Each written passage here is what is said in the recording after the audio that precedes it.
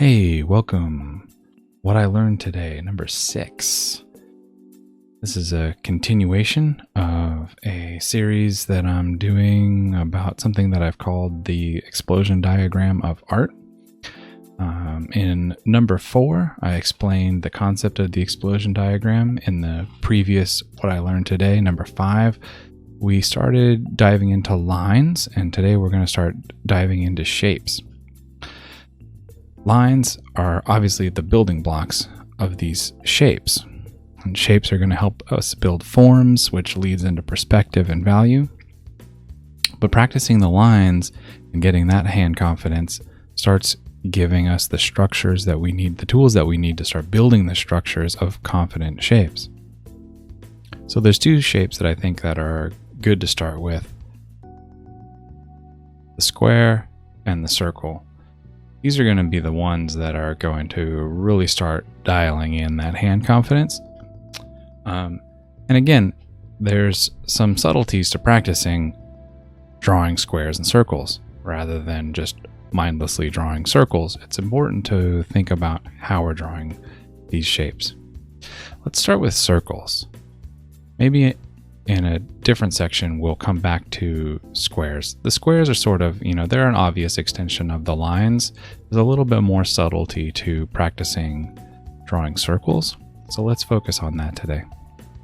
Same thing that we did with the lines, where we sort of like fill up rows on a piece of paper. You can start with one size and you go across the sheet, right? Then on the next row, maybe they get a little bit bigger.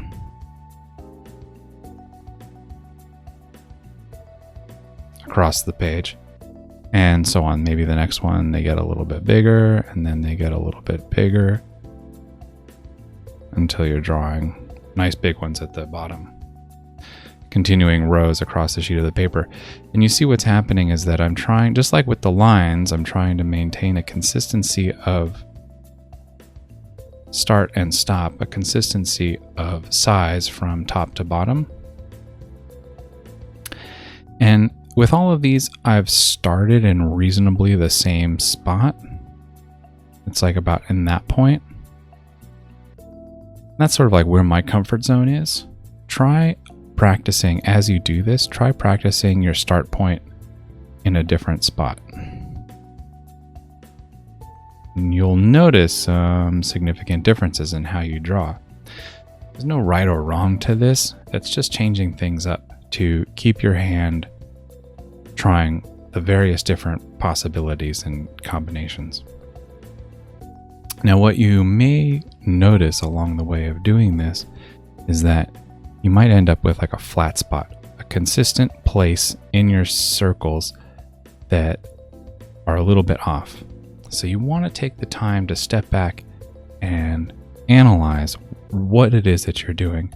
If you're just mindlessly moving your hand and you're not really paying attention to those things that are maybe not quite as smooth as they could be, you want to stop and analyze. Okay, I see this flat spot that's happening here.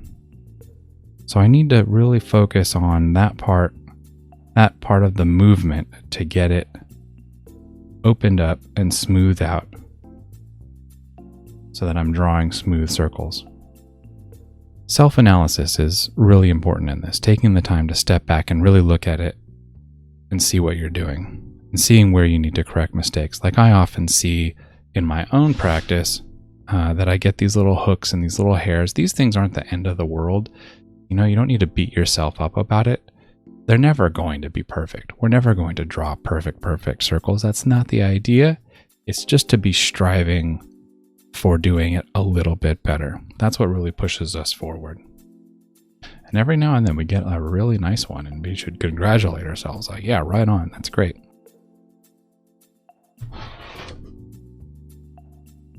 Some things that you can do to supplement this practice as you're just drawing circles. Draw a circle and then repeat the circle over itself. This is good for really getting that motion ingrained in the muscles of your arm and hand. When things start really bulking up and you start getting like a really thick line, move on to the next one. Another variation on that is a circle and then a circle inside that. And then a circle inside that, and make little bullseyes. And you could also come out from that, going the other way. And just as in the lines, I want to reiterate a couple of things. The idea is to move at the edge of your comfort zone. You don't want to be going so fast that you're losing control and things are getting really sloppy, but you don't want to be going so slow that it's hard to make a smooth, fluid movement with it.